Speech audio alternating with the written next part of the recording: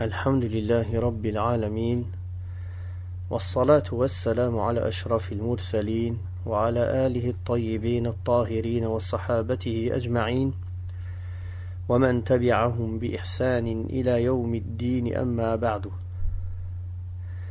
Nous commençons aujourd'hui par la grâce d'Allah subhanahu wa ta'ala le 16e juz, la 16e partie du Coran qui commence au 75e verset de Sourate Al-Kahf, Sourate la caverne, jusqu'au 135e verset de Sourate Taha.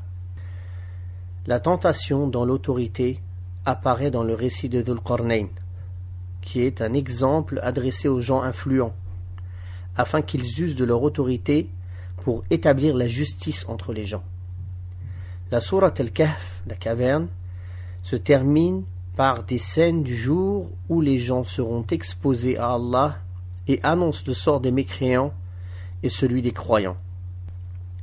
Le mot Rahma, la miséricorde, et ses dérivés apparaissent à 18 reprises dans Sourate Maryam. Vois donc à quelles occasions a été mentionnée la miséricorde dans cette sourate, afin que peut-être tu agisses de manière à la mériter. Cette sourate cita de manière indirecte 5 avantages de la piété, essaye donc de les trouver.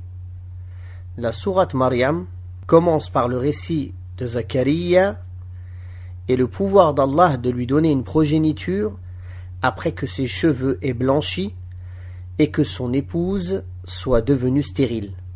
Qui donc peut encore désespérer après cela?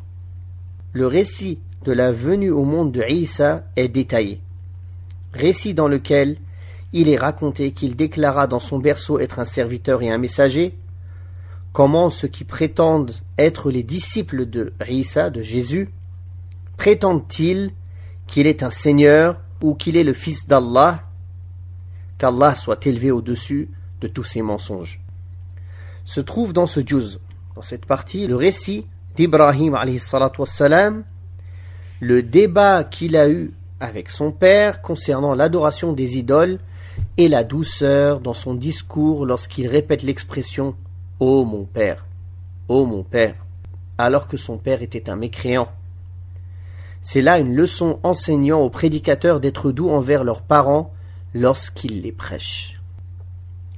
Certains récits de prophètes sont racontés. Chaque prophète possède des caractéristiques et des attributs qui méritent d'être médités et qui, lorsque l'occasion se présente, doivent être mis en pratique, à l'instar de ce qui est préconisé dans le récit d'Ismaïl, tenir ses promesses et ordonner à sa famille de prier et de s'acquitter de l'aumône légale.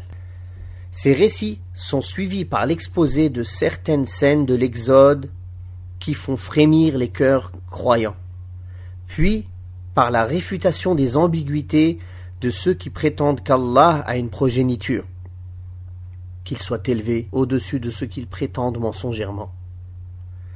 La sourate Taha commence par décrire la jeunesse de Moussa, le soutien d'Allah dont il a bénéficié durant son enfance et dans les moments de faiblesse. Comment Allah l'a préservé et exaucé ses invocations et comment il l'a préparé à devenir quelqu'un de fort, chose qui lui a été utile dans sa prédication.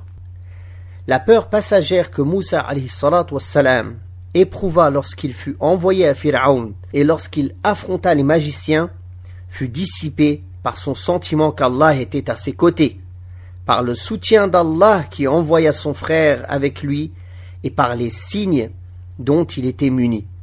Sois donc avec Allah et ne te préoccupe de rien d'autre. Les magiciens de Pharaon étaient mécréants en début de journée et de pieux croyants en fin de journée. Médite donc l'effet rapide de la foi sur eux. Dans ce juz, dans cette partie, est mentionnée la faveur d'Allah sur les enfants d'Israël, les Israélites, lorsqu'il les fit sortir d'Égypte vers le Sinaï, en route pour le Levant, et qu'il noya Pharaon et les siens, tandis qu'ils en étaient témoins. Ceci afin que les cœurs des croyants soient guéris par la fin de Pharaon, de Pharaon et des siens, En l'absence de Moussa, le Samaritain fabriqua un veau afin que les Israélites l'adorent. Il embellit son faux par la belle apparence qu'il donna au veau afin de tromper les ignorants. Prends donc garde aux prédicateurs du faux, quels que soient les ornements qu'ils y apportent.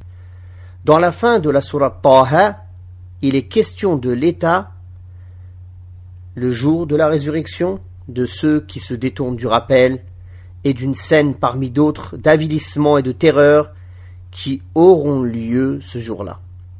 Ce juz rappelle aux gens l'hostilité que voue Satan à l'être humain, en illustrant ce rappel par le récit d'Adam et l'insufflation que lui inspira Satan. Prenons donc garde au premier ennemi de notre aïeux. La sourate se termine en réconfortant le prophète sallallahu alayhi wa sallam de ce que les polythéistes lui disaient, en le raffermissant dans son attachement à la religion et en affirmant que ce qui aide le plus à faire face aux ennemis est l'accomplissement de la prière de la manière qui satisfait Allah. Avec ceci s'achèvent les quelques leçons à tirer de ce 16e juz, de la 16e partie du Coran. Wallahu ta'ala a'la wa a'lam. Wa sallallahu ala Muhammadin wa ala alihi wa sahbihi wa sallam.